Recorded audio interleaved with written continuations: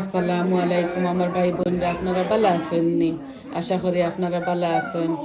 আজকে আইছি বড় ছেলের বাসায়, আমার সারা ফ্যামিলি আমরা এখানে হয়েছি।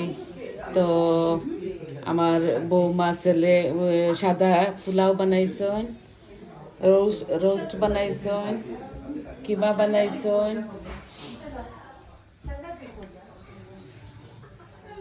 ডাইল রান্ধিছেন, কিং পুরন বানাইছেন, সবজি বানাইছেন, চিকেন রান্ধিছেন, আর সালাদ বানাইছেন।